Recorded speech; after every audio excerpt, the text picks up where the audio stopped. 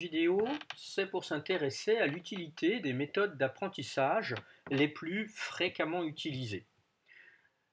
Alors, les méthodes d'apprentissage, dans le cadre entre autres de la scolarité, ont été largement étudiées depuis une centaine d'années. On a pu voir qu'il existait des techniques simples que les enseignants et les élèves pouvaient utiliser pour améliorer leurs apprentissages et donc aussi la réussite. Mais hélas, certaines techniques, comme nous allons le voir, sont trop peu utilisées ou même pas utilisées. Parfois les enseignants ne les connaissent pas et puis parfois tout simplement les élèves ne les utilisent pas non plus quand ils les connaissent. D'autre part, beaucoup plus embêtant, il existe des techniques d'apprentissage populaires, souvent utilisées par les élèves, et on va voir qu'elles sont relativement inefficaces. Soit elles baissent le niveau, finalement, des résultats, soit elles ne les améliorent pas. Donc autant en changer pour privilégier des méthodes plutôt simples et efficaces comme nous allons le voir.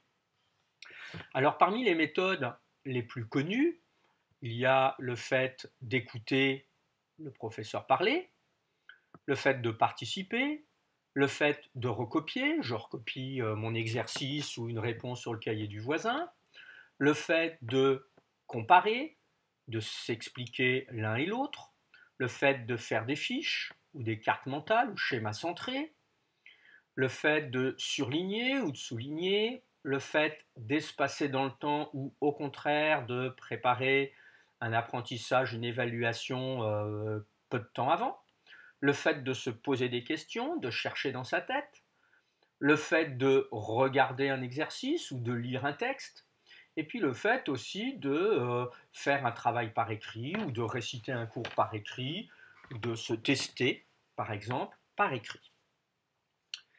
Alors ces différentes méthodes, parmi les plus connues, la grande question de cette vidéo, c'est sont-elles efficaces et finalement lesquelles privilégier?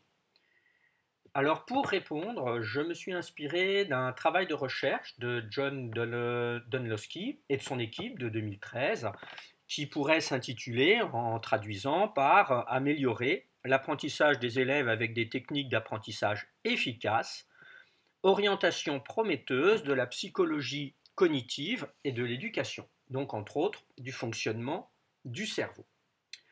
Alors pour parler des méthodes efficaces ou moins efficaces, un petit rappel que j'ai déjà abordé dans d'autres vidéos ou en classe avec mes élèves, dans différents documents que j'ai pu créer, c'est que pour apprendre, un cerveau doit être actif. Ce qui signifie qu'il va falloir, pour un apprentissage particulier, activer les neurones liés à cet apprentissage, donc les bons réseaux de neurones. Les neurones, petit rappel, c'est les cellules essentielles, nerveuses, qui se trouvent dans le cerveau en particulier. Alors on va déjà parler des deux grands types de méthodes. On pourrait dire qu'il y a les méthodes peu ou pas efficaces, et puis il y a les méthodes qui seraient plus efficaces.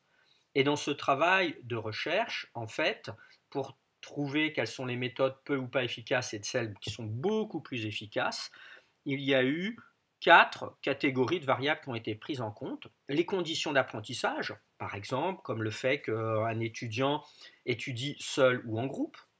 D'autre part, les caractéristiques de l'élève en fonction de son âge, de ses capacités et du niveau de ses connaissances préalables, des contenus enseignés et puis des types d'évaluation, celles qui font davantage appel à la mémoire ou à la résolution de problèmes et à la compréhension. Donc ça, c'est vraiment les 4 grandes catégories de variables qui ont été prises en compte. Alors si on en revient aux méthodes peu ou pas efficaces, c'est finalement celles qui vont être catégorisées avec des approches passives et qui vont finalement demander peu d'efforts au cerveau. On va détailler ça dans la diapositive suivante. Et puis, au contraire, les méthodes beaucoup plus efficaces, elles vont demander une approche active. Donc, en fait, elles vont demander davantage d'efforts au cerveau. Il va falloir produire quelque chose. Et on va détailler ces quelque chose de même dans cette vidéo. Alors, revenons-en en premier aux méthodes peu ou pas efficaces. Approche passive, peu d'efforts demandés au cerveau. Eh bien, par exemple, ça va être se contenter d'écouter. Voilà, j'écoute le professeur, j'écoute un camarade. Ben, si je me contente de ça, ça va être peu efficace. Se contenter de lire ou relire un cours ou un exercice. Combien d'élèves m'ont déjà dit « Ah si, j'ai bien appris ma leçon, je l'ai relu » ou « J'ai regardé un exercice ». Non, se contenter de faire juste ça, ce n'est pas une méthode efficace. Se contenter de surligner ou souligner son cours. Se contenter de faire un résumé ou une fiche de révision, une carte mentale, etc. ou d'autres documents.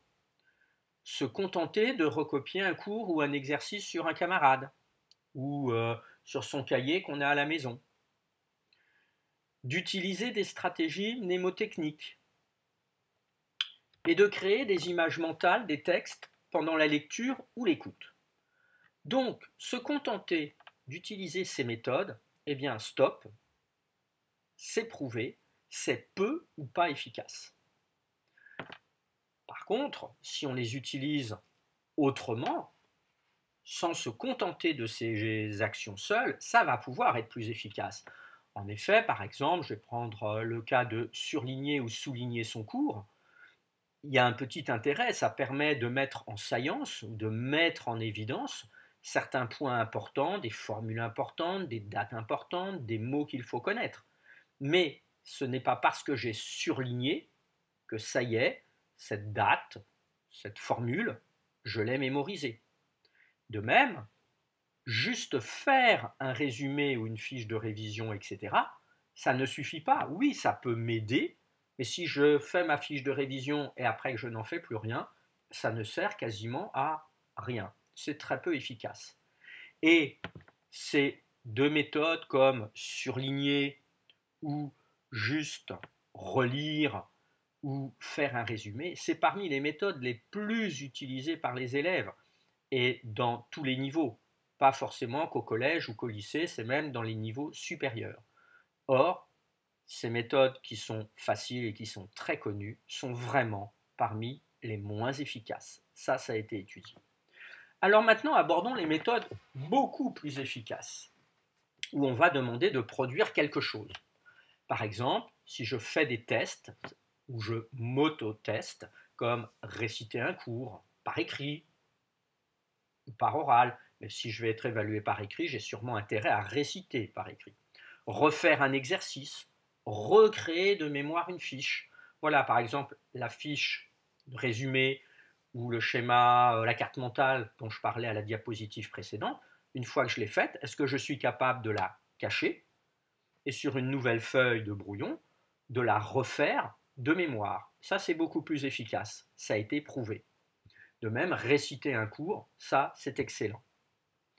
Espacer les apprentissages dans le temps. Est-ce qu'il vaut mieux réviser juste la veille au dernier moment ou au contraire espacer dans le temps en faisant plusieurs fois? J'en parle dans une autre vidéo que vous retrouverez sur ma chaîne. En effet, il faut mieux espacer dans le temps et en plus augmenter au fur et à mesure cet espacement dans le temps.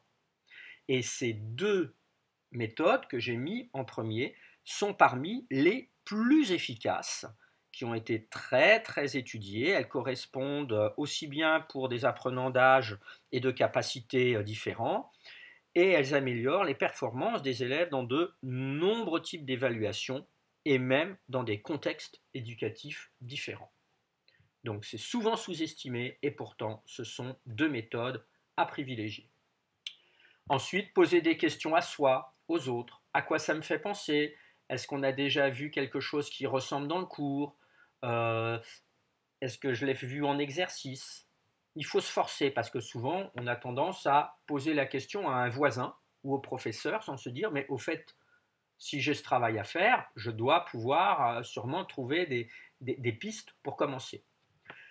Répondre aux questions à l'oral ou dans son cahier. Quand je participe en classe, à l'oral ou par écrit, eh ben en fait, j'active mes neurones. Ça me demande un effort et là, c'est plus efficace.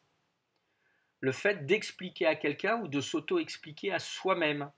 En effet, là, ça me demande un effort, mes neurones s'activent. Entrelacer les différents exercices et cours.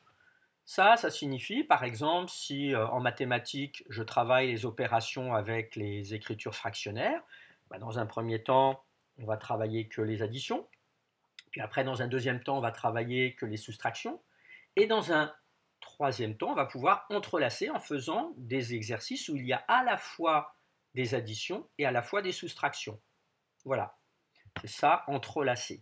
Donc, toutes ces méthodes qui me demandent un effort, où j'active davantage mes neurones, elles vont être plus efficaces, elles sont à privilégier. Conclusion, l'élève doit être responsable. Je veux dire par là que l'élève va devoir faire des choix. C'est lui qui va décider si il change une méthode ou s'il la conserve. En entretien, j'ai trop souvent des élèves à qui je demande mais ta méthode là dont tu me parles, est-ce qu'elle est efficace? Et l'élève me dit spontanément non ou pas très. Et je dis et alors tu penses la changer quand? Eh bien à partir de maintenant. C'est quand même étonnant d'attendre, donc plus tôt on peut réagir, mieux c'est. Donc l'élève doit réfléchir sur ses méthodes de travail. Si la méthode utilisée est efficace, très bien, super, il faut la conserver, peut-être l'adapter un peu en tenant compte de ce que j'ai dit précédemment dans la vidéo. Et puis par contre, si la méthode utilisée est peu ou pas efficace, les résultats sont décevants par rapport aux efforts fournis, au travail fait à la maison, il faut la changer sans attendre et en privilégiant des méthodes, finalement, comme vous l'avez vu, qui sont plutôt simples. Alors parfois, il faudra peut-être être guidé un peu par son professeur ou par un adulte, qui sont efficaces, ça a été bien étudié, et qui nécessitent de produire quelque chose. Donc finalement, ce n'est pas travailler forcément plus, c'est travailler de manière plus efficace. Et quand c'est plus efficace, en général, la réussite va venir. Là aussi, il ne faudra pas juste s'arrêter à des bonnes méthodes, il faudra fournir certains efforts, puisque c'est à la fois en ayant les bonnes méthodes et en fournissant des efforts qu'on peut aller vers la réussite. Donc les méthodes, se poser des questions à soi-même, réfléchir, chercher dans sa tête, se tester en récitant par écrit, en refaisant des exercices par écrit, et puis participer, poser des questions quand on est en classe ou en dehors du cours, éventuellement au professeur. Voilà, je vous souhaite à tous une bonne utilisation. S'il y a des questions, bien sûr, vous pouvez me les poser. J'y répondrai au fur et à mesure.